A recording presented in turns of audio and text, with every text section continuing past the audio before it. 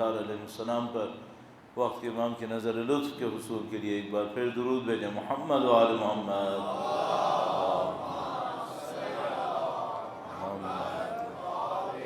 محمد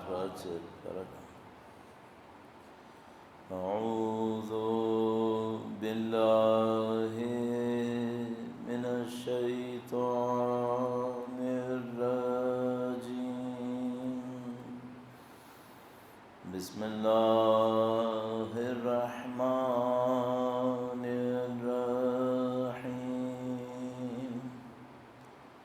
الحمد للہ رب العالمین،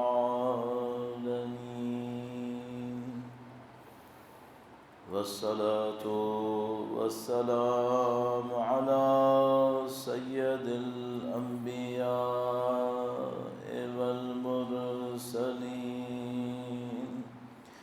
حبیب الہ العالمین ابی القاسم محمد صلی اللہ علیہ محمد وعلی آلہ الطیبین الطاہرین، سیما بقیت اللہ فی الأراضین، قال اللہ تعالی فی کتابہ الکریم، بسم اللہ الرحمن الرحیم، ام حسبت ان اصحاب الكهف والرقیم كانوا من آیاتنا عجبا۔ درود بھیجیے گا محمد و آل محمد، صلی علی محمد آل محمد وعجل فرجهم۔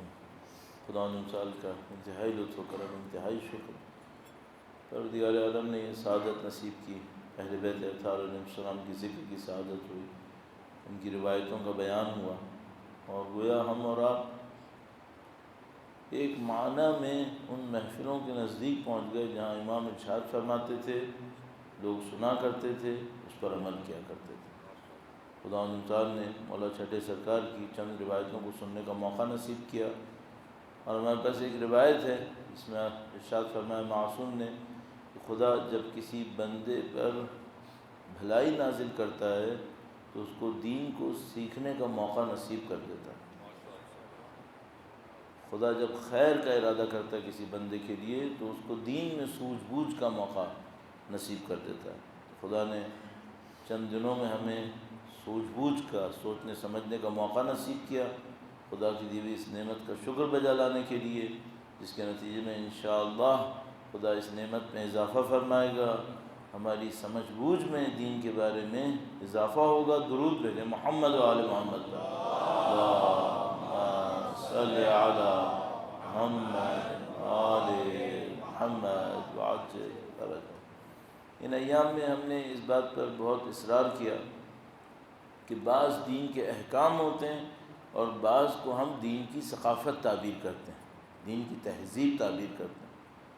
بعض چیزیں اوراد ہوتی ہیں، اذکار ہوتی ہیں، مثال کے طور پر کل ذکر ہوا بسم اللہ الرحمن الرحیم، لا حول ولا قوت الا باللہ العلی العظیم، فجر کی نماز کے بعد 7 مرتبہ کہے، مولا فرماتے ہیں 70 بلاؤں کو خدا اس دن اس شخص سے دور کرے گا۔ یہ ذکر ہے، فرمایا سبحان اللہ العظیم بحمدہ ولا حول ولا قوت الا باللہ العلی العظیم، فجر کی نماز کے بعد 10 مرتبہ جو کہے روزانہ، خدا اس کو اس بیماری سے جس میں انسان کی عقل زائل ہو جاتی ہے خدا محفوظ کرے گا۔ پھر عرض ہوا کہ یہ ذکر ہے، اس سے زیادہ گہرائی کیا ہے؟ اس سے زیادہ اس ذکر کے پیچھے ایک ثقافت ہے۔ وہ ثقافت کیا ہے؟ بسم اللہ الرحمن الرحیم، اللہ کے نام سے شروع کرتا ہوں جو رحمان و رحیم ہے، دن کا آغاز ہے، بسم اللہ کی لا حول ولا قوت الا باللہ العلی العظیم، درس توحید ہے۔ شروع دن سے درس توحید کو اپنے ذہن میں لے کر آئے۔ ہاں اگر کوئی خدا پہ بھروسہ کرے، وَمَن يَتَوَكَّلْ عَلَى اللَّهِ فَهُوَ حَسْبُهُ، اگر کوئی خدا پہ توکل کرے خدا اس کے لیے کافی ہے، 70 بلائیں اس طرح دور ہو جائیں گے۔ تو ایک ذکر ہے، اس ذکر کے پیچھے ثقافت ہے، ایک دینداری ہے ظاہر میں، داڑھی ہے، انگوٹھی ہے، پیشانی پہ نشان ہو گیا، یہ ظاہری ہے۔ ایک اس ظاہر کے پیچھے تسلیم ہے۔ اگر میں بہت سجدے کروں اور میری روح کے اندر اللہ کے سامنے تسلیم نہ ہو، تو پھر مجھے لگتا ہے کہ جو سجدوں کے نشان ہیں یہ ان سجدوں کے ہیں جو قبول نہیں ہوئے ہیں، پھر نشان تو پھر بھی پڑ جائے گا۔ بھئی اگر کوئی مزدور مزدوری کرتا ہے، ایک جگہ پہ اس کا ہاتھ رگڑتا رہے تو پھر نشان پڑے گا یا نہیں پڑے گا؟ پڑ جائے گا۔ سجدے کا نشان فضیلت نہیں ہے، اندر تسلیم کی روح ہو، یہ فضیلت ہے۔ اب ہمارا معاشرہ کیا دیکھے گا؟ ظاہر دیکھے گا۔ اہل بیت کیا دکھانا چاہ رہے تھے؟ ظاہر بھی دیکھو گے تو کہیں اور جاؤ گے تم۔ سارا ہنر یہی تھا کہ بھئی تم ظاہر سے نکلو اور ظاہر سے نکل کے باطن کو تلاش کرنے کی کوشش کرو، کسی اور طرف جاؤ، بندگی کی سمجھاؤ۔ اچھا اس کام کو کیسے کیا جائے؟ قرآن کریم کے ذریعے سے۔ قرآن کریم کو کیسے سمجھا جائے؟ قرآن کریم کو اپنی تفسیر برائے سے تو نہیں سمجھ سکتے، اہل بیت کی روایات سے۔ یوں اہل بیت کی روایت ہر چیز کا مرکز بن جاتی ہے، ہر چیز کا مرکز بن جاتی ہے۔ اب کل پرسوں آپ کی خدمت میں عرض کیا نا بھئی ہر روز ایک روایت پڑھو، تو میں ڈرنے لگا کہ کوئی مجھ سے یہ کہے گا کہ مولانا آپ نے کیوں نہیں کہا کہ ہر روز ایک آیت پڑھو، ایک روایت ہی کیوں کہا؟ مجھے ڈر تھا کہ بھئی اگر میں ایک آیت کہوں اور وہ آدمی اس آیت کو پڑھ بھی لے اور اس کی تفسیر کو اہل بیت سے نہ سیکھے تو کیا تفسیر برائے کرے گا؟ پھر تو کہیں نہ کہیں اس کو روایت کا سہارا لینا پڑے گا۔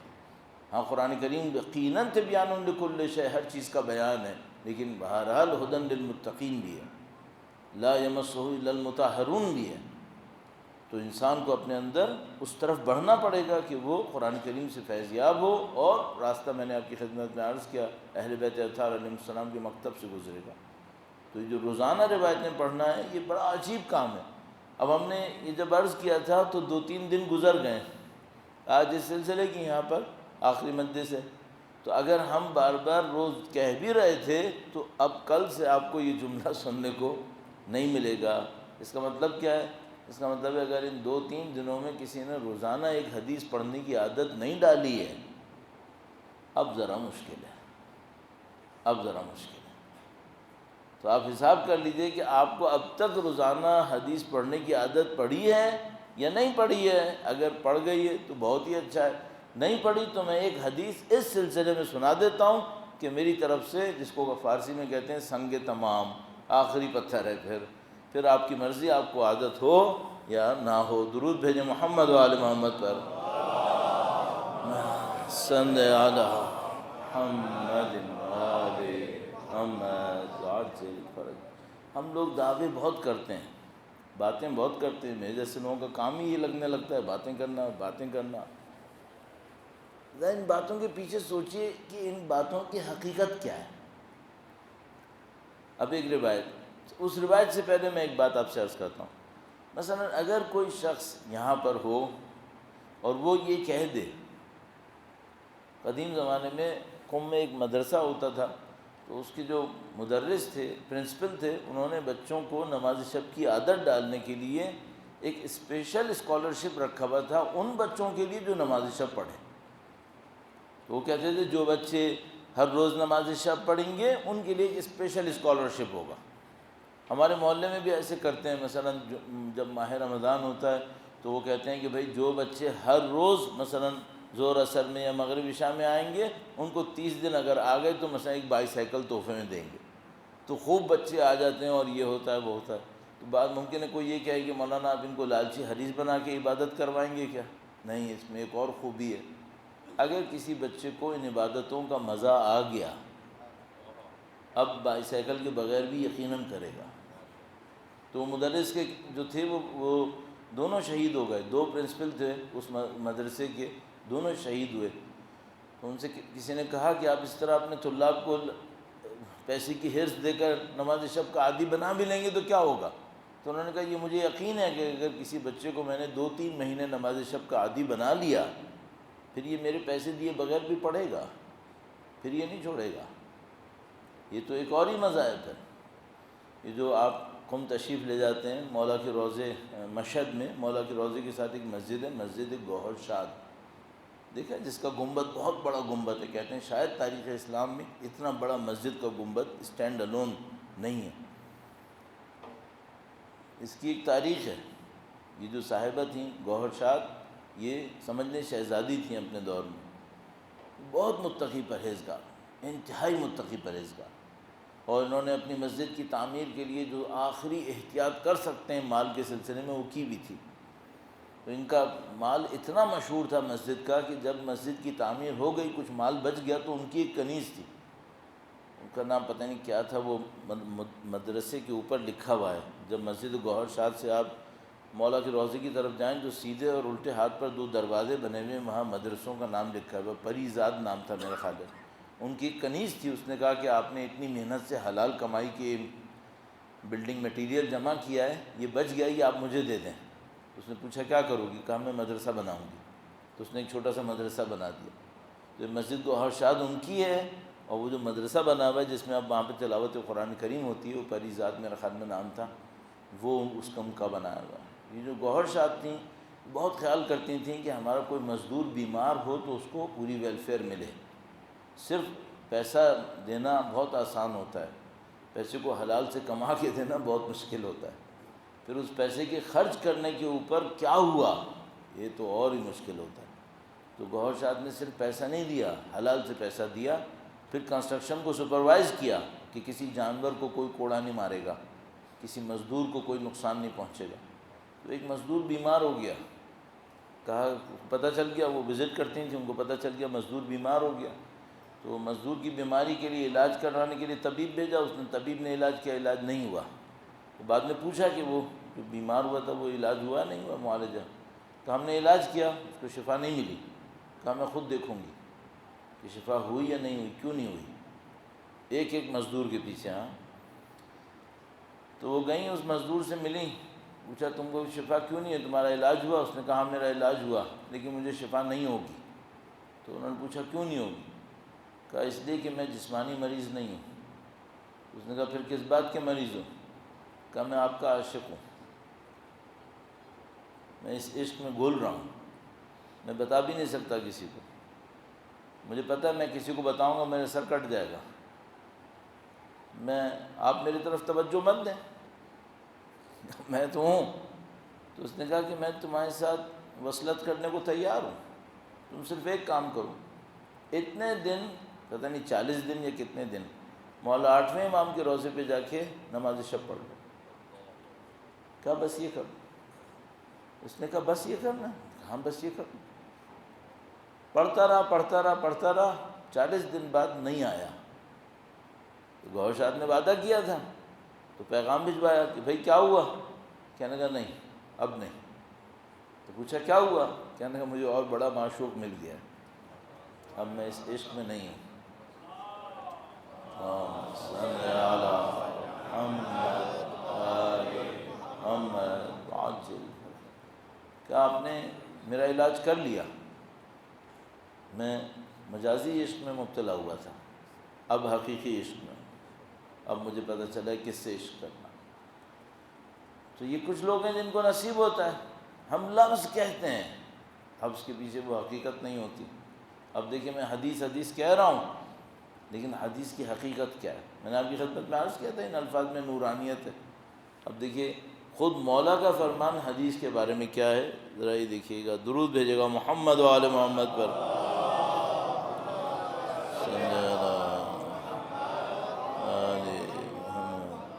مولا چھٹے سرکار کا فرمان ہے، ایک بار پھر ان کی عظیم الشان ذات پر درود بھیجے محمد و آل محمد۔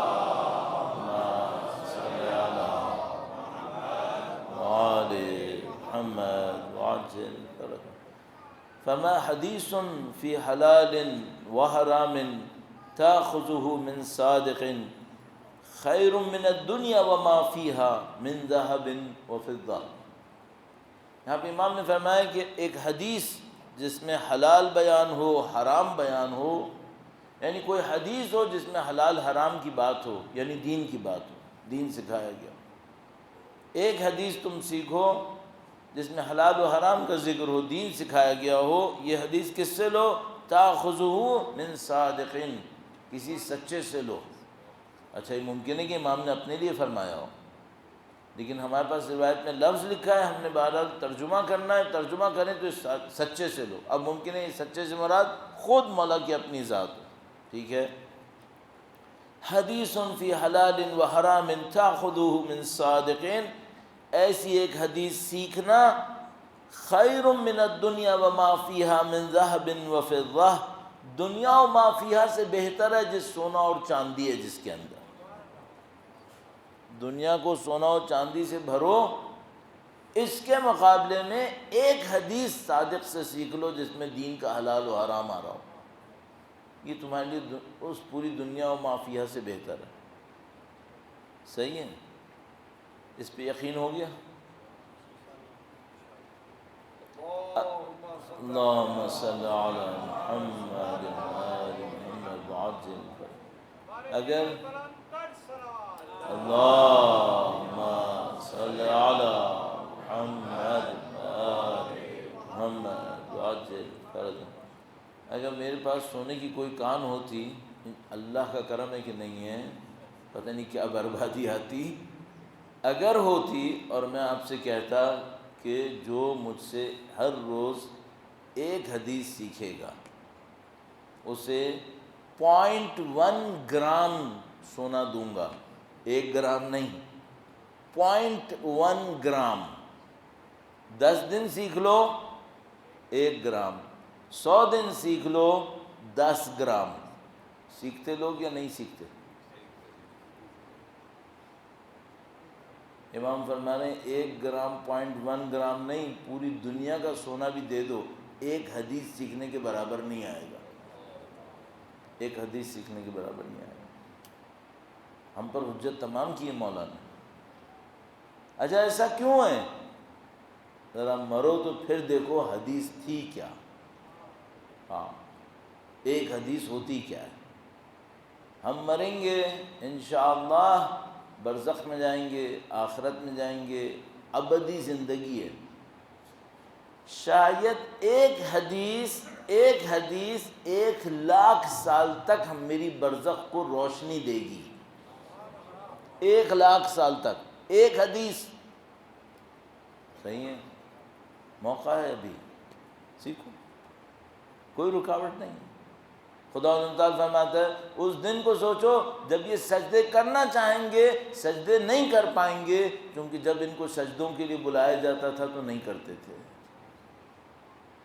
اب ایک حدیث سیکھنا آسان ہے، پھر برزخ میں پہنچ جائیں گے اور پھر ایک حدیث سیکھنے کے لیے تڑپیں گے، ایک حدیث سیکھ لیتے، اب یہاں سیکھ لو۔ درود بھیجے گا محمد و آل محمد، صلی علی محمد آل محمد وعجل۔ یہ کلچر امپورٹنٹ ہے، یہ یقین امپورٹنٹ ہے۔ ایک حدیث واقعاً ایسے ہی ہے، ایک حدیث کی قیمت کتنی ہے؟ یقین فرمائیے ابھی آدمی سوچتا ہے، حیران ہوتا ہے، ہم لوگ چونکہ پتہ نہیں کن چیزوں میں مشغول ہے ہمارا ذہن، اس طرح سے ہم کنسنٹریٹ نہیں کر پاتے، اس طرح سے یقین نہیں کر پاتے۔ اصحاب اجماع ہمارے پاس روایتوں میں ان کو کہتے ہیں جن تک اگر حدیث پہنچ جائے تو پھر فردر انویسٹیگیٹ نہیں کرتے کہ پیچھے اس نے حدیث امام سے کیسے سنی، کیونکہ ان کے بارے میں کسی امام نے کہا ہوتا ہے کہ یہ صرف سچ بولتا ہے۔ تو اگر اس تک حدیث پہنچ جائے تو ہم کہتے ہیں سالڈ ہے، پیچھے جانے کی ضرورت نہیں ہے، اصحاب اجماع ہے یہ۔ ابن ابی عمیر ان میں سے ہیں، دولت مند تھے، صاحب علم بھی تھے، حدیثوں کے راوی تھے، حکومت وقت نے پکڑ لیا، زندان میں ڈال دیا، ان کی ساری ثروت دولت چھین لی ان سے، زندان میں گئے، ٹارچر ہوئے، نابینا بھی ہو گئے۔ جب باہر آئے زندان سے، پیسہ جا چکا ہے، جسم معذور ہو چکا ہے، آنکھوں سے نابینا ہے، احادیث کا ایک ذخیرہ بینائی کے زمانے میں لکھا تھا، وہ ایک دو چھتی پہ رکھا تھا، اس کو دیکھنے گئے، اس کو زمین کھا چکی تھی، نمی، ہاتھ خالی۔ کہا کوئی بات نہیں، حافظہ تو ہے میرا، سارے زندان میں حدیثیں یاد کرتے رہتے تھے، نابینا پن میں اپنے دل کو نورانیت دیتے تھے اہل بیت کی حدیث سے۔ جب باہر نکلے تو راویوں کے پاس گئے، اب راوی سب ان کو جانتے تھے کہ ذخیرہ ان کے پاس ہے، خزانہ ان کے پاس ہے، سب کے درمیان مشہور تھا۔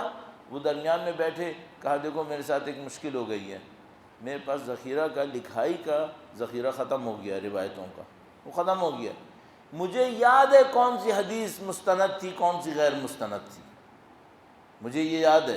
کہا میرا امتحان لو،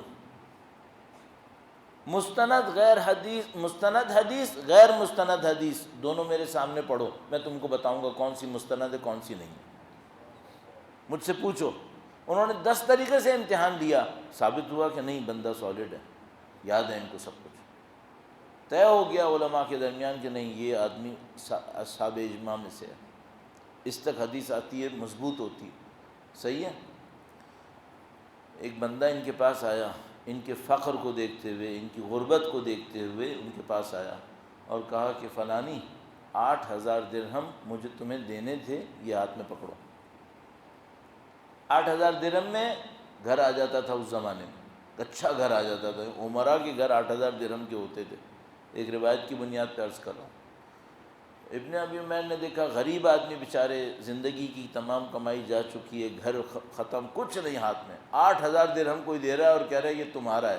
کہا میں ایسے قبول نہیں کروں گا، یہ بتاؤ میرا کیسے ہوا یہ؟ کہا یہ تمہارا ہے، تمہیں کیا ضرورت ہے اس بات کو ڈھونڈنے کی کہ کیسے ہوا، میں تم کو دے رہا ہوں۔ کہا نہیں ایسے نہیں دے سکتا، میں زندگی بھر حلال کمائی کھائی ہے، ابھی تم ایک پیسہ دے رہے ہو جس کے بارے میں مجھے تفصیل نہیں بتا رہے، میں نہیں لے سکتا۔ تو اس نے کہا کہ بہت کہا، اصرار کیا، تو کہا میں تم کو بتاتا ہوں، تم نے مجھے قرض دیا تھا، میں نے قرض لیا تھا، اب واپس کر رہا ہوں، پیسہ تمہارا۔ کہا تم کو یقین ہے کہ میں نے قرض دیا تھا؟ ہاں، میں کہنے لگا مجھے یقین ہے، میں نے تم سے لیا، مجھے معلوم میں نے لیا، اب میں تم کو واپس کر رہا ہوں۔ کہا اچھا یہ بتاؤ قرض کیوں لیا تھا، اب کہاں سے پیسہ آ گیا کہ واپس کر رہے ہو؟ یہ مریخ کے لوگ نہیں لگ رہے، کچھ کسی اور دنیا کے لوگ لگ رہے ہیں۔ کہا یہ بتاؤ یہ اب پیسہ کہاں سے آ گیا، تم نے تو اگر تم نے پیسہ لیا تھا تم اس کا مطلب محتاج تھے، تو یہ پیسہ کہاں سے آیا، کس کام کے لیے پیسہ لیا تھا؟ کہا میں نے پیسہ لیا تھا، گھر نہیں تھا میرے پاس۔ کہا اب 2 گھر ہیں کیا؟ کہا نہیں ایک ہی تھا، بیچ دیا۔ تم چھت کے بغیر رہو اور میں تمہارے پیسے پہ چھت کے نیچے رہوں، یہ اچھا نہیں ہے۔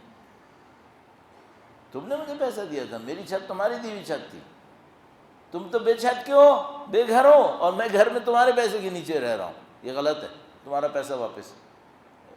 اب دیکھو یہ راویوں کے صرف حافظ نہیں تھے، حافظ تھے عمل میں۔ کہا بندے خدا میں پیسہ نہیں لے سکتا، اس کا 1 روپیہ میرے اوپر حرام ہے، واپس لو، جاؤ اپنا گھر واپس خریدو۔ اس نے کہا کیوں؟ کہنے لگا میں نے اپنے مولا سے سنا ہے، قطعاً سنا ہے، انہوں نے کہا اپنی رقم واپس لینے کے لیے کسی کو اس کی چھت سے محروم مت کرو۔ کہا وہ مولا نے اس کے لیے کہا ہوگا جس کے پاس اپنی چھت ہو؟ کہا نہیں یہ میں نہیں جانتا، مولا نے کہا تھا کسی کی چھت سے اس کو محروم مت کرو اپنی رقم لینے کے لیے، اگر تم نے یہ رقم دی تم چھت سے محروم ہو گئے، میں امام کے قول کے خلاف جا رہا ہوں، میں نہیں لوں گا۔ یہ روایتیں میرے پڑھنے سے نہیں بچی ہیں، ان لوگوں کے بولنے سے بچی ہیں، ہم لوگوں کے جیسے بولنے سے نہیں بچی ہیں، یہ ان لوگوں نے بچائی ہیں جنہوں نے ایک ایک روایت کے اوپر اپنی زندگیاں لگائی ہیں عمل میں۔ آپ کب روایت کسی کو پہنچا پائیں گے؟ رٹو طوطے سارے کام کر سکتے ہیں، یہ نہیں کر سکتے۔ عمل سے پہنچتی ہے روایت، روایت لفظ سے نہیں پہنچتی، روایت موبائل سے نہیں پہنچتی، روایت عمل سے پہنچتی۔ عمل لے کے آؤ، ایک روایت پہ عمل کرو، وہ روایت لوگوں کو بتاؤ، دیکھو کیسے پہنچتی ہے، پھر دلوں کو جا کے لگے گی، کیونکہ اس کے پیچھے لفظ نہیں ہوگا، عمل ہوگا، خدا عمل کو دیکھتا ہے۔ درود بھیجیں محمد و آل محمد پر، صلی علی محمد آل محمد وعجل فرج۔ کئی روایتیں آپ کی خدمت میں نے عرض کی، اور میں نے خاص کر اس دفعہ یہ کیا کہ ایسا نہ ہو کہ میں پھر یہی بولتا رہا ہوں، امام بولتے تھے 4000 لوگ لکھتے تھے اور پھر کوئی روایتیں نہ سناؤں۔ تو اب اس دفعہ میں نے بھر کے آپ کو روایتیں سنانے کی کوشش کی، بھر کے کیا 4 5 10 جتنی بھی سنائیں، لیکن یہ اس لیے سنائیں کہ کسی طرح آپ تک یہ باتیں پہنچ جائیں۔ ایک روایت اور مولا کی آپ کی خدمت میں عرض کروں گا، اس روایت کو وسائل الشیعہ سے لیا گیا، وسائل الشیعہ مستند کتابوں میں سے ہے۔ درود بھیجے گا محمد و آل محمد پر، صلی علی محمد آل محمد وعجل فرج۔ آپ مجھے شیعہ مانتے ہیں اہل بیت کا یا نہیں مانتے؟ مانتے ہیں؟ مانتے ہیں؟ ایسے نہیں مانو، ایسے نہیں مانو۔ امام فرمانے پہلے 3 جگہ امتحان لو پھر شیعہ مانو۔ اللہ اکبر، امام فرمانے، امام کا قول ہے۔ عربی اس لیے پہلے بھی کہہ چکا ہوں، عربی اس لیے بیان کرتا ہوں، اس میں نورانیت بہت زیادہ ہے۔ اردو میں وہ بات نہیں آئے گی جو عربی میں ہے، گرچہ آپ نہیں سمجھ پائیں لیکن پھر بھی عربی امپورٹنٹ ہے۔ فرمایا، اور ممکن ہے میں کبھی غلطی کر دوں ترجمے میں، تو جو عربی جاننے والا ہے مجھے بعد میں بتا دے گا مولانا آپ نے ترجمے میں غلطی کر دی۔ امام نے فرمایا امتحنوا شیعتنا عند 3، 3 جگہ پر ہمارے شیعوں کا امتحان لو۔ پورا اترے شیعہ ہے، پورا نہیں اترے دعوے دار ہے، شیعہ نہیں ہے۔ امتحنوا شیعتنا، صاف لفظ شیعہ کا آ گیا، ہمارے شیعہ کا امتحان لو 3 مقام پہ۔ پورا اترتا ہے نتیجہ یعنی یہ نکلے گا، پورا اترے گا تو شیعہ ہے، نہیں اترتا دعوے دار ہے۔ تو پھر کیا ہے؟ یہ شیعہ نہیں ہے، پھر یہ کیا ہے؟ کچھ نہیں ہے، نہیں یہ محب ہے، چاہنے والا ہے، ابھی شیعہ نہیں بنا ہے۔ کوئی یہ نہ کہ مولانا کہہ رہے تھے شیعہ نہیں ہے تو نعوذ باللہ کچھ اور ہو گیا، نہیں ہے، محب ہے، چاہنے والا ہے۔ شیعہ بہت بڑا مقام ہے، شیعہ آسان ہے۔ امام فرمائیں کم سے 3 جگہ امتحان لو اس کا۔ عند مواقیت الصلاۃ کیف محافظتہم علیہا، نماز کے وقت دیکھو یہ اپنے نماز کی حفاظت کیسے کر رہا ہے۔ امام نے کیا یہ کہا کہ نماز پڑھ رہا ہے یا نہیں پڑھ رہا ہے؟ نہیں، حفاظت کیسے کر رہا ہے؟ کیا مطلب؟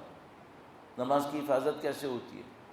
نماز کا وقت آیا دیکھو نماز کی حفاظت کرتا ہے یا نہیں کرتا۔ نمبر 1، نماز کا وقت آیا، نماز پڑھتا ہے یا نہیں پڑھتا ہے، پہلا مسئلہ۔ اس کا مطلب ہے کیا ہو گیا؟ اول وقت نماز، اول وقت نماز فجر کے بعد تقریباً 20 منٹ، ظہر کے بعد تقریباً 50 منٹ 1 گھنٹہ، مغرب کے بعد تقریباً 45 منٹ 50 منٹ۔ عصر کو 7 پڑھ لیں تو اول وقت کاؤنٹ ہو جائے گی، عشاء کو مغرب کے ساتھ پڑھ لیں اول کاؤنٹ ہو جائے گی، کوئی مسئلہ نہیں ہے۔ پہلی بات نماز پڑھتا ہے نہیں پڑھتا۔ دوسری بات نماز میں اس کی دلچسپی ہے یا نہیں ہے۔ کبھی کوئی شخص نماز اس لیے پڑھتا ہے، کہتا ہے میں نماز میرے سر پہ تلوار کی طرح ہے، پڑھتا ہوں تو مجھے بہت چین آ جاتا ہے کہ بوجھ اتر گیا۔ یہ جملہ سنا ہے آپ نے نہیں سنا ہے؟ اور اس کا مطلب ہے اس کو نماز کا پتہ ہی نہیں ہوا۔ کچھ لوگ نماز پڑھ کے سکون پاتے ہیں، یہ نماز سے جان چھڑا کے سکون پاتا ہے۔ آپ یہ دیکھو اس کی نشانی کیا ہوگی؟ یہ بھاگتے بھاگتے پڑھے گا۔ اس کو نماز پڑھ کے جان چھڑانی ہوتی ہے، نماز پڑھ کے مزہ نہیں آتا اسے۔ امام فرمایا نہیں، تم دیکھو یہ حفاظت کیسی کرتا ہے نماز، اس کو نماز سے مزہ آ رہا ہے نہیں آ رہا ہے۔ بس پہلی بات اول وقت نماز پڑھے، دوسری بات نماز سے اس کو لطف آنا چاہیے۔ اور کیا ہونا چاہیے؟ درود بھیجے گا محمد و آل محمد پر۔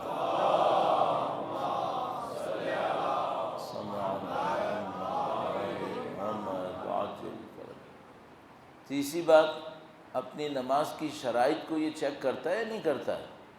مثلا اگر صحیح نماز کی حفاظت کرنے والا ہے تو یہ فوراً سوچے گا کہ جہاں میں نماز پڑھ رہا ہوں وہ غصبی تو نہیں ہے، کپڑا نجس تو نہیں ہے۔ آپ ہر بینک میں پیسہ رکھ لیتے ہیں، ہر جگہ پیسہ انویسٹ کر لیتے ہیں؟ نہیں، تو نماز کی حفاظت کیسے کرتے ہیں پھر؟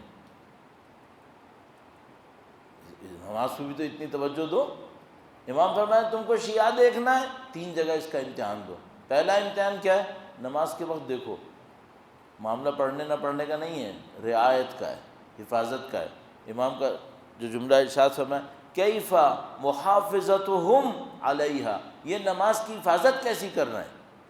اچھی حفاظت کرتے ہیں، بری حفاظت کرتے ہیں. بری حفاظت کرتے ہیں پھر اس کا مطلب ہے ابھی یہ دعوے دار محب ہے، ابھی شیعہ نہیں بنا. دوسرا عند اسرارہم کیف حفظہم لہا عند عدونا، یہ دیکھو کہ یہ یہ اپنے رازوں کو ہمارے دشمنوں کے سامنے کیسے بچاتے ہیں. ہمارا کوئی راز ان کو پتہ چلتا ہے، ان کا کوئی راز ہوتا ہے، ان کا کوئی راز ہوتا ہے، یہ ہمارے دشمنوں کے سامنے اس راز کی حفاظت کرتے ہیں یا نہیں کرتے. مثلا بہت ساری چیزیں اس میں آ سکتی ہیں، سادہ ترین جو ذہن میں آتی ہے میں عرض کرتا ہوں. مثلا ہمارا ایک اہل بیت کا ماننے والا بھائی ہے، اس کی ایک برائی مجھے پتہ چل گئی ہے. اگر وہ برائی کسی ایک دشمن کو بتا دوں، اس سے مجھے بہت بڑا ایک فائدہ ہونے والا ہے. اب یہ راز جو اس کو پتہ چل گیا ہے، حفاظت کرے گا یا نہیں کرے گا؟ میرا ایک اہل بیت کا چاہنے والا دوست ہے، میں بھی اس کا دوست ہوں. ہمارا ایک تیسرا بندہ بھی دوست ہے، اس کے راز کی حفاظت میں کروں گا یا نہیں کروں گا؟ یا کائنات بھر کو بتاتا پھروں گا اس کے اندر یہ برائی ہے؟ یہ حفاظتیں میں نے کی یا نہیں کی؟ دشمنوں کو بعض اوقات اسلحے ہم نے دیے ہیں،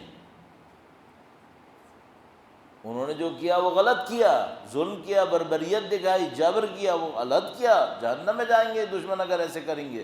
بعض جگہ ہم نے ان کا کوئی معاون ہونے کا کردار انجام دے دیا. بعض ہوا ہے ایسا. بعض ظالموں کے ساتھ ہمارے ہی کچھ دوست احباب کھڑے بھی نظر آتے ہیں، تو انہوں نے ہمارے راز کی حفاظت کی کیا؟ دشمنوں کے سامنے کھول دیا. امام فرمانے شیعہ نہیں ہے جو راز کھول دے، شیعہ وہ ہے جو ہمارے راز کی حفاظت کرتا ہے. درود بھیجیں محمد و آل محمد پر. صلی علی محمد محمد. اچھا، اب عجیب بات یہاں پر اس جملے میں یہ ہے، امام نے نہیں فرمایا کہ وہ ہمارے رازوں کی یعنی اہل بیت کے رازوں کی، نہیں کہا وہ لوگ اپنے رازوں کی حفاظت کرتے ہیں یا نہیں کرتے ہمارے دشمنوں کے سامنے. بس یہاں کوئی اہل بیت کے اسرار نہیں ہیں، اسرار خود انہی کے ہی ہیں شیعوں کے. یہ اپنے شیعہ اپنے ہی رازوں کو دشمنوں کے سامنے کھولتے ہیں یا نہیں کھولتے. شیعہ کون ہے؟ شیعہ وہ ہے جو دوسرے شیعوں کے رازوں کو دشمن کے سامنے نہیں کھولے گا. اس معاملے میں معاملہ اتنا عجیب ہے، اتنا عجیب ہے. 2 بندے ایک دفعہ بازار میں لڑ رہے تھے، مولا کے زمانے میں 2 بندے بازار میں کسی پیسے کے معاملے پہ لڑ رہے تھے. ایک تیسرا بندہ نزدیک آیا، اس نے کہا کہ تم دونوں امام کے ماننے والے ہو؟ کہاں ہیں؟ کہا لڑائی کس بات پر ہے؟ کہا 400 درہم پہ معاملہ ہے، اس کا مطالبہ ہے کہ اس نے نہیں دینے، میرا مطالبہ ہے کہ اس نے دینے ہیں، 400 درہم کا معاملہ ہے. تو جو تیسرا بندہ تھا اس نے کہا معاملہ صرف 400 درہم کا ہے اور تو کچھ نہیں ہے؟ اس نے کہا نہیں کچھ اور نہیں ہے. کہا 400 میں دوں گا، معاملہ ختم کرو یہیں پہ. 400 میں دیتا ہوں، معاملہ ختم کرو. تو وہ جو 2 تھے ان میں سے ایک نے پوچھا تو کون ہے؟ ہمارے معاملے میں 400 کیوں خرچ کر رہا ہے؟ اب ذرا سنیے گا. کہنے لگا مجھے مولا نے پیسہ دیا ہے کہ اگر 2 شیعہ لڑتے نظر آئیں معاملے کو ختم میں کرواؤں. امام کہتے ہیں کہ تم لوگ ہمارے لیے خوبصورتی کا سبب بنو، ہمارے لیے بدصورتی کا سبب مت بنو. حتیٰ اہل بیت فرماتے تھے کسی کا حق ہو کسی کے اوپر، ظالم کی قضاوت پہ لے کے نہ جائے، ظالم کی عدالت پہ لے کے نہ جائے، عادل کی عدالت پہ لے کے جائے. تو اس نے کہا مولا اگر عادل نہیں ہوا تو کیا کرے؟ کہا صبر کرے، ظالم کی عدالت کے سامنے ہم ایک دوسرے کو رسوا مت کرو. اس حد تک. تو راز کی حفاظت کرو، دشمن کے سامنے اپنے راز کیوں کھولتے ہو؟ اپنے ذاتی مفاد کی خاطر مت کرو یہ کام. ابھی تو اس سے بھی بدتر کیا ہو، کوئی حسد میں آ کے کسی کے لیے گڈھے کھودے، اس سے حسد کر رہا ہے، جا کے دشمنوں کو ایک خبر دیتا ہے کہ وہ یہ کر رہا ہے۔ کیا ہو رہا ہے بھائی؟ پاکستان سے باہر ایک جگہ پر بڑا میرا دل چاہ رہا ہے دونوں پارٹیز کا نام لے لوں، لیکن بہت صبر کر رہا ہوں، ملک کا نام لوں، شہر کا نام لوں، دونوں پارٹیز کا نام لوں ابھی، لیکن بہت صبر کر کے میں جبر کر کے اپنے اوپر دبانے کی کوشش۔ دونوں اہل بیت کے چاہنے والے ایک سینٹر کے اوپر جھگڑتے ہیں، صحیح ہے؟ وہ ایک سینٹر کا ایک بندہ سائنٹسٹ مشہور ہے، وہ جا کر دوسرے پارٹی کے اوپر کیس کرتا ہے ایک ملک کے عدالت کے اندر، کافر ملک کی عدالت کے اندر، کہ یہ لوگ ملیٹنٹ ہیں، یہ امام مہدی کے لیے لشکر تیار کر رہے ہیں۔ یہ کس نے کیس کیا ہے؟ شیعہ نے۔ یہ کتنا دیوانہ ہونا چاہیے اس آدمی کو، کافروں کے سامنے کیس کر رہا ہے اہل بیت کے چاہنے والے 4 لوگوں پر کہ یہ ملیٹنٹس ہیں، ٹیرورسٹ ہیں۔ کیوں؟ کیونکہ یہ امام مہدی کے لیے لشکر تیار کر رہے ہیں۔ عدالت لگ گئی، اس ملک کی سروس کے لوگ آ گئے ان کے پاس، پوچھا بھائی تم لوگ کیا تیار کر رہے ہو؟ انہوں نے کہا بھائی دیکھ لو جو ہمارے پاس ویڈیوز ہیں، 15 شعبان کے دن بچے امام کے لشکر کی نشاندہی کے طور پہ لکڑی کی تلواریں بنائے ہوئے تھے۔ کہا یہ ہمارے اسلحے ہیں، یہ ہماری ٹیرورسٹ ٹریننگ ہے۔ تو وہ ہنستے رہے کہ بھئی یہ کیا ڈرامہ ہے۔ اس کے بعد انہوں نے کہا چلو کیس تو ہوگا، کیس ہو گیا۔ اب ادھر والی جو پارٹی تھی جو ایکیوز تھی، اس کے وکیل نے اس سے پوچھا یہ بتاؤ تم نے کہا ہے کہ یہ لوگ ٹیرورسٹ ہیں، یہ امام مہدی کے لیے لشکر تیار کر رہے ہیں، تم یہ بتاؤ جب امام مہدی آئیں گے تم لشکر میں جانا چاہتے ہو یا نہیں جانا چاہتے؟ پتہ ہے کیا بولتا ہے؟ کہتا ہے میں سائنٹسٹ ہوں، میں لشکر میں نہیں جاؤں گا، میں یہاں تحقیق کر کے امام کا ساتھ دوں گا۔ خدا شاہد ہے انٹرنیٹ کے اوپر یہ پوری کارروائی موجود ہے، انٹرنیٹ پہ پوری کارروائی موجود ہے۔ یہ شیعہ ہے۔ اب عجیب بات میں آپ کو بتاؤں، یہ ایسا ماتم کرتا ہے آپ دیکھ کے پریشان ہو جائیں گے، اور ایسا مولا کا نام لیتا ہے کہ آپ دیکھ کے پریشان ہو جائیں گے، اور یہ ڈاکومنٹڈ ہے کہ اس نے یہ کام کیا ہے، انٹرنیٹ پہ بھی رکھا ہوا ہے، اور میں سب کو پرسنلی بھی جانتا ہوں۔ یہ شیعہ ہے، یہ کیا کارنامہ کیا۔ اس کے بعد یہ کہتا ہے میں صاحب علم ہوں۔ اللہ واقعاً فتنوں سے بچائے۔ فتنہ اور کسے کہتے ہیں؟ یہ تو فتنہ ہے کہ آپ کو کچھ سمجھ میں نہیں آتا کہ بھائی صحیح کیا ہے غلط کیا ہے، اور اپنی اندھے پن کے اندر، اپنی حسد کے اندر، پتہ نہیں بغض کے اندر، کس چیز کے اندر اندھوں کی طرح بھاگ رہے ہیں، اور اتنے بڑے بڑے الزامات لگا رہے ہیں جس کو پتہ نہیں کیسے ڈیفینڈ کرے گا۔ کل امام آتے ہیں، کیا بولے گا امام سے؟ میں نے آپ کے 4 ماننے والوں پہ ٹیررسٹ ہونے کا کیس کیا تھا۔ بہرحال خدا حفاظت فرمائے، درود بھیجیں محمد و آل محمد پر، صلی علی محمد آل محمد وعجل فرج۔ 2 ہو گئی نشانیاں۔ تیسری نشانی وَإِلَىٰ أَمْوَالِهِمْ، تمہیں دیکھنا ہے ان کے مال کو دیکھو، کیفَ مُؤَاسَاتِهِمْ لِإِخْوَانِهِمْ فِيهَا، اپنے مال سے اپنے بھائیوں کے ساتھ کیسے ہمدردی کرتے ہیں۔ ان کے ہاتھ میں پیسہ ہے، ان کے بھائی مشکل میں ہیں، یہ اس پیسے سے ان بھائیوں کا ساتھ دیتے ہیں یا نہیں دیتے۔ یہ دیکھو، البتہ میں جانتا ہوں کہ یہ مشکل کئی طرف سے ہے۔ مثلا کوئی کہے گا مولانا ہم ساتھ بھی دینا چاہیں، سامنے والا کام نہ کرے، سستی دکھائے اور ہم سے کہے ساتھ دیتے رہیں، یہ بھی صحیح نہیں ہے۔ دوسری طرف سے یہ بھی صحیح نہیں ہے کہ ایک طرف پیسے کا انبار لگا جا رہا ہے، دوسری طرف اہل بیت کے چاہنے والے مشکل میں پھنسے ہوئے ہیں اور کوئی ساتھ دینے کو تیار نہیں ہے، یہ بھی صحیح نہیں۔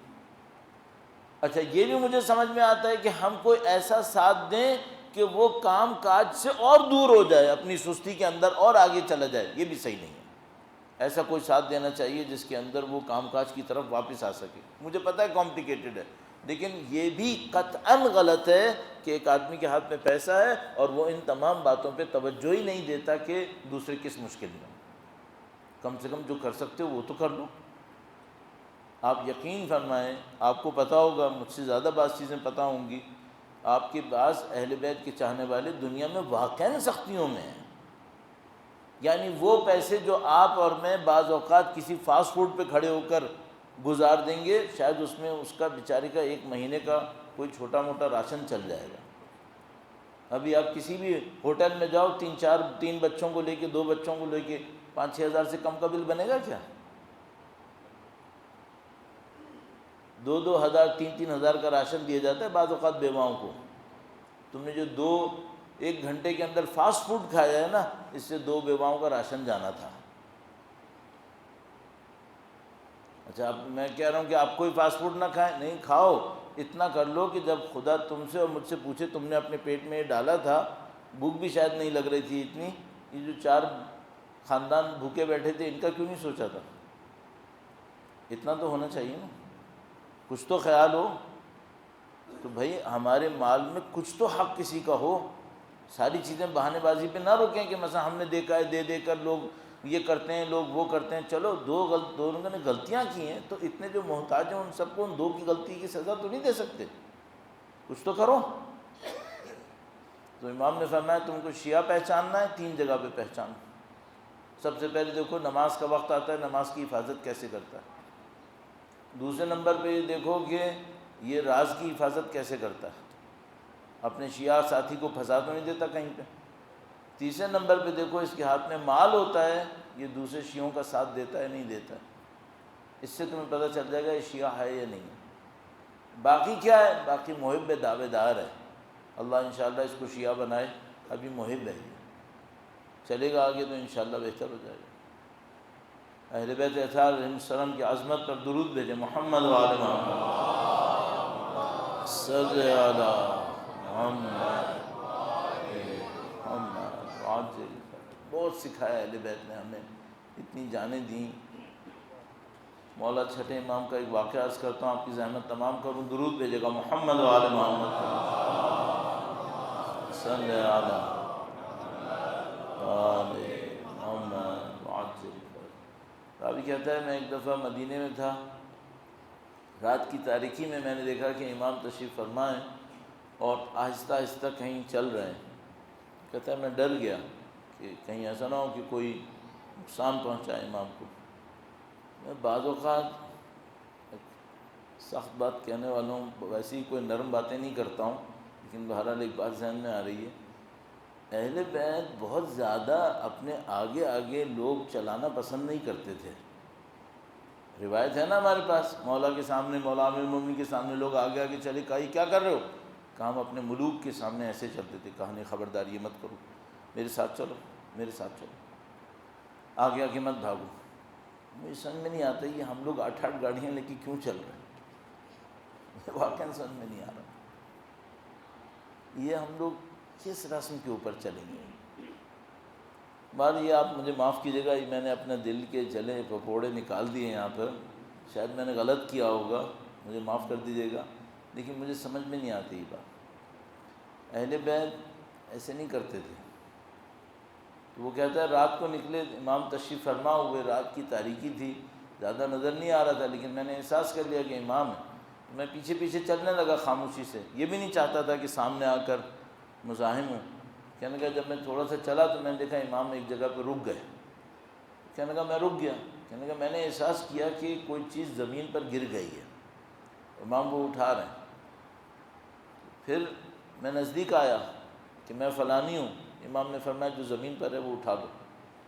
دیکھا جو زمین پہ، کہنے لگا میں نے بھی ٹٹولنا شروع کیا تو دیکھا روٹیاں تھیں، کہنے لگا میں نے ان روٹیوں کو اٹھانا شروع کر دیا، اور جھاڑ جھاڑ کے جس طرح سے کرتا ہے انسان صاف کر کے، ایک کہنے کا ایک بوری تھی اس میں جمع کیا ہم لوگوں نے۔ پھر میں بوری اٹھانے لگا، امام نے کہا نہیں یہ بوجھ میں اٹھاؤں گا، کہنے کا میں خاموش ہو گیا۔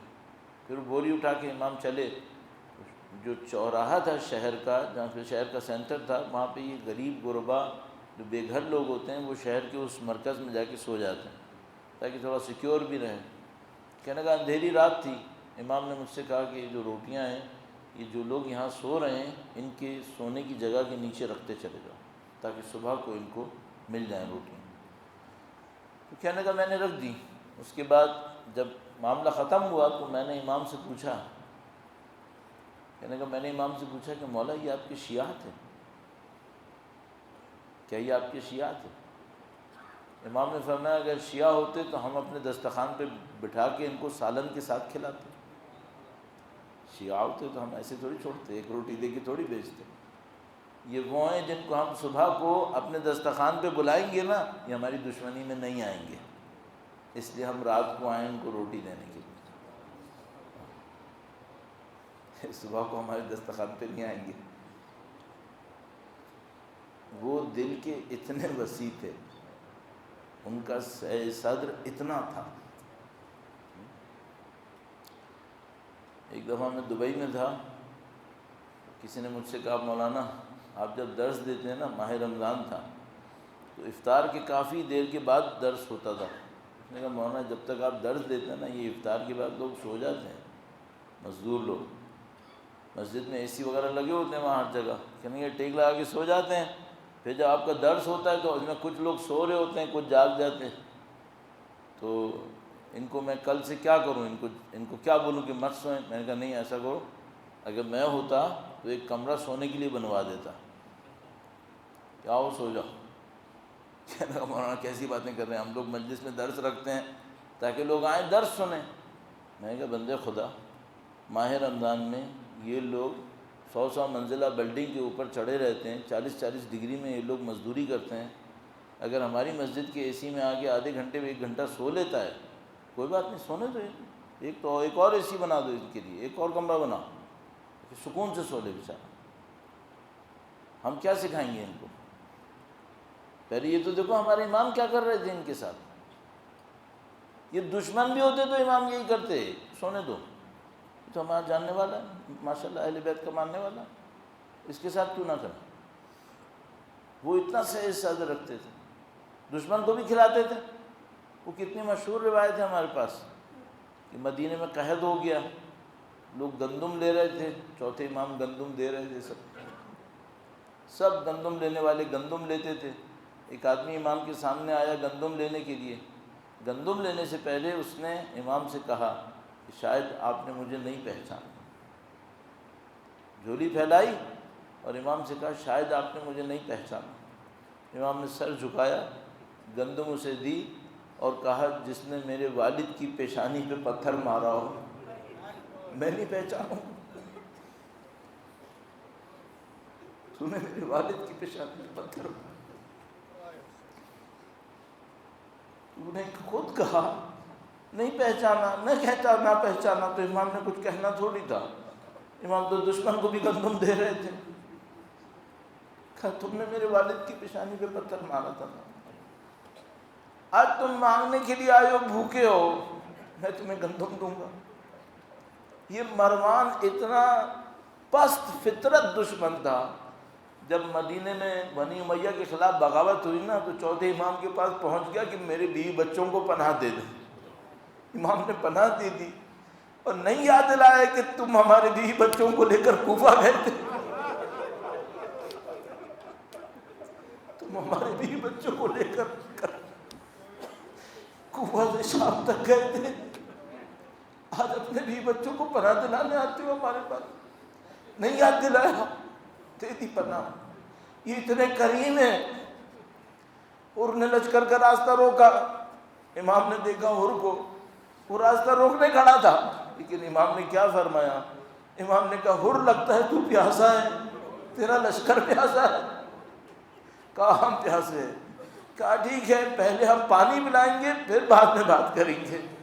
امام کے لشکر میں کچھ لوگ قریب آئے، انہوں نے کہا مولا یہ حر کا لشکر 1000 کا ہے، ہم نے جتنا پانی ذخیرہ کیا ہے پچھلی منزل سے وہ سب ہم ان کو دے دیں گے، ان کو پتہ چل جائے گا ہماری مشکیزہ خالی ہو گئی ہیں، یہ کل پانی پہ قبضہ کریں گے، ہمیں پیاسا کر دیں گے۔ امام نے فرمایا انہوں نے ہم پہ تلوار نہیں چلائی ابھی تک اور یہ پیاسے ہیں، ہم ان کو پانی دیں گے۔ امام نے وہ کیا جو علی مرتضیٰ نے کیا تھا، اور ان لعینوں نے وہ کیا جو ان کے اجداد نے کیا تھا۔ اللہ اکبر، اللہ اکبر۔ امام تشریف فرما ہوئے، پیاسے رہے، لیکن پیاسے رہنے پر دنیا کو بتا دیا کہ دیکھو میں وہ حسین ہوں، اس علی اور فاطمہ کا بیٹا ہوں جس نے دشمن کو بھی پانی پلایا تھا۔ لیکن یہ دشمن کتنا لعین ہے، اتنا لعین ہے، جب حسین اپنے شیر خوار کو اٹھا کر آئے اور کہا کہ مجھے پانی نہیں دیتے، اس کو کیوں پانی نہیں دیتے؟ راوی کہتے ہیں کہ جناب امام نے جو یہ ارشاد فرمایا، اب بعض لوگ بیان کرتے ہیں اللہ جانتا ہے، فرمایا جب یہ بیان کیا تو علی اصغر کی گویا سوکھی ہوئی زبان ہونٹوں کے اوپر، دشمن کا لشکر رونے لگا کہ یہ کیا معاملہ ہو گیا، اب علی اصغر کو تو پانی پلا دینا چاہیے تھا۔ عمر سعد نے دیکھا اور حرملہ کو کہا تیر چلا۔ اس لعین نے پوچھا باپ کا نشانہ لوں یا بیٹے کا؟ یہ لعین اس وقت چاہتا تو امام حسین کو اس تیر کا نشانہ بنا سکتا تھا، اس نے نہیں کیا۔ اس نے سید الشہداء کو روحانی طور پر بچے کی شہادت کے غم میں مبتلا کرنے کے لیے حرملہ سے کہا بیٹے کا نشانہ بنا۔ اب وہ لعین کیا پوچھتا کہ اتنا سا تو بچہ ہے، اس میں کیا نشانہ بناؤ؟ تو کہتا ہے علی اصغر کا نشانہ بنا، اس کے گلے کی سفیدی کا۔ یہ جو سے شعبہ تیر کہتے ہیں، اس کے پیچھے تیر کے تین پیچھے سے کونے نکلے ہوئے ہوتے ہیں۔ یہ تیر چلتا ہے تو گھومتا ہوا چلتا ہے، اگر یہ کسی بڑے انسان کو لگ جائے تو گویا ران کو کاٹ دیتا ہے۔ عزیزو یہ جو تیر چلا، ہم میں پڑھنے والے بعض کہتے ہیں علی اصغر کا گلا چھدا، نہیں چھدا، نہیں چھدا۔ عباس قمی لکھتے ہیں بچے کا گلا کان سے کان تک ذبح ہوا، بچے کا گلا کان سے کان تک ذبح ہوا۔ ارے اسی لیے مادر علی اصغر نے کہا علی اصغر تیرے جیسے شیرخوار کہیں ذبح ہوتے۔ جب یہ لشکر کوفہ پہنچا، عزیزو آخری جملہ ہے، جب یہ لشکر کوفہ پہنچا علی اصغر حسین کا سپاہی بن گیا، اس نے سب کو رلا دیا۔ سب نے کہا ابن سعد یہ بتا اگر حسین نے بغاوت کی تھی، کئی 6 ماہ کا بچہ بغاوت کرتا ہے، اس کا گلا کیوں کٹا؟ لعنت اللہ علی الظالمین وسيعلم الذین ظلموا أي منقلب ينقلبون۔ پروردگار وارث حسین امام وقت ہیں، کربلا کا انتقام امام وقت کے ہاتھوں ہیں۔ خدا ہے تجھے مولا علی اصغر کا واسطہ، سید و سردار مولا اور آقا امام آخر الزمان کی ظہور میں تعجیل فرما۔ خدایا تجھے واسطہ سید الشہداء کا ہماری تسلیت کا پیغام امام زمانہ تک ابلاغ فرما۔ اے پاک پروردگار ان کے نام کے صدقے میں ہمارے بیماروں کو شفا نصیب فرما، جو جیلوں کے اندر ہیں آزادی و رہائی نصیب فرما، جو گمنامیوں میں چلے گئے غائب کر دیے گئے خدایا ان کو اپنے اہل خانہ تک پہنچانے کی سعادت نصیب فرما۔ اے پاک پروردگار جو دین کی عزت اور سربلندی کے لیے پوری دنیا میں مشغول ہیں، رہبر معظم مراجع اعظام مجاہدین خاص کر یمن کے مومنین، خدایا ان سب کو فتح و نصرت نصیب فرما۔ اہل بیت کے وہ دشمن جو قابل اصلاح نہیں ہو، پاک پروردگار بحق سید الشہداء ان دشمنوں کو جلد از جلد نیست و نابود فرما۔